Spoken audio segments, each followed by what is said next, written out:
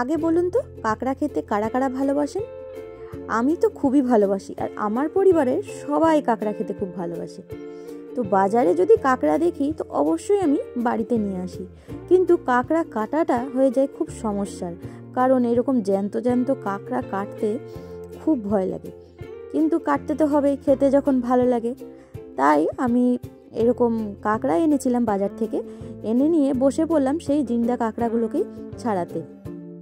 প্রথমে খুব ভয় করছিল, তো আমি কাপড় দিয়ে চেপে ধরে কাঁকড়ার যে পাগুলো ছিল সেগুলো ছাড়িয়ে নিচ্ছিলাম। প্রথমে উপরের দিকের যে বড় পাগুলো থাকে সেগুলো আগে ছাড়িয়ে নেবেন, তারপরে নিচেরগুলো, তাহলে ওইটাই দিয়ে কামড়ানোর খুব ভয় থাকে। আমি একদিক করে ছাড়াচ্ছি আর একদিকে সব কাঁকড়াগুলো সব পালিয়ে পালিয়ে এদিক আর ওদিক চলে যাচ্ছে। এত ভয় লাগছিল, আবার ধরে ধরে এনে ক্যারি ব্যাগে ভরছি, আবার একটা করে ছাড়াচ্ছি। ছাড়াতে অনেক সময় লেগে যায়, কিন্তু রান্না করতে এত ঝটপট হয়ে যায়।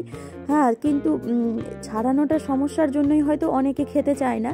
কিন্তু যদি এরকম আপনাদের কাছে সময় থাকে আর বাজারে যদি কাঁকড়া দেখেন, তো অবশ্যই একদিন ছাড়িয়ে আমার এই রেসিপিটা ট্রাই করে দেখবেন। খুব সহজেই কাঁকড়ার এত সুন্দর এই রান্নাটা হয় আর দারুণই টেস্টি লাগে। তো দেখুন, আমি এইভাবে কাঁকড়াগুলো প্রথমে আমি ছাড়িয়ে নিয়েছিলাম।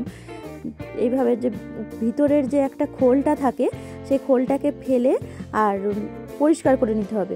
বেশিরভাগটাই বাদ চলে যায়, মাঝখানের যে শক্ত দেখে অংশটা ওটাই শুধু খাওয়া হয়, বাকি পাগুলো আর উপরের যে মাথার যে খোলটা সেগুলো তো ফেলে দিতে হয়। তো পরিমাণটা খুবই কম হয়ে যায়। তো এটা 1/2 কিলো ছিল আমার কাঁকড়া, সেখান থেকে আমার খুবই সামান্য একটুখানি কাঁকড়া বেরিয়েছে। আমাদের এখানে কাঁকড়ার দাম 100 টাকা করে কিলো নেয়, 1/2 কিলো 50 টাকা।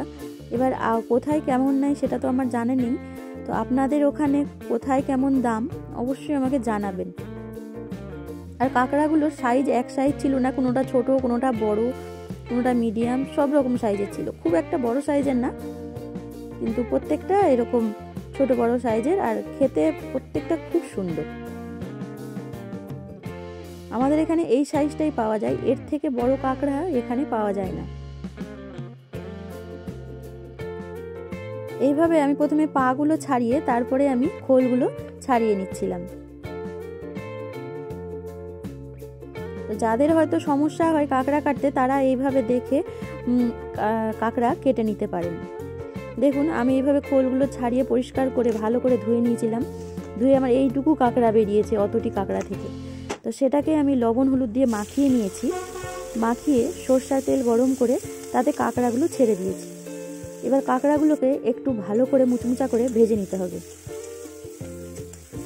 সেন্টটা অনেকটা চিংড়ি মাছের মতন সেন্টটা উঠে। তো যারা চিংড়ি মাছ খেতে ভালোবাসে তাদেরকে তো ভালো লাগবেই এটা খেতে।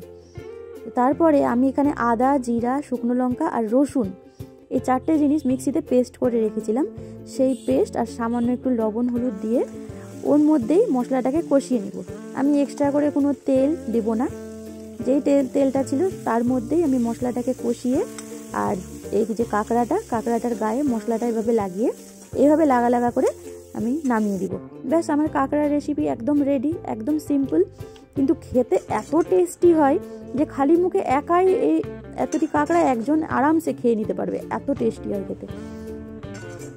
তো ভিডিওটা ভালো লাগলে অবশ্যই লাইক করবেন, আর এরকম নিত্য নতুন রেসিপি পেতে হলে অবশ্যই চ্যানেলটা সাবস্ক্রাইব করে দিবেন। আর যেসব বন্ধুরা আমার চ্যানেলটা সাবস্ক্রাইব করেছেন তাদেরকে অসংখ্য ধন্যবাদ আমার পাশে থাকার জন্য। দেখুন, আমার কাঁকড়াটা রেডি হয়ে গেছে। আবার দেখা হবে নতুন কোনো রেসিপির সঙ্গে, ততক্ষণের জন্য ধন্যবাদ।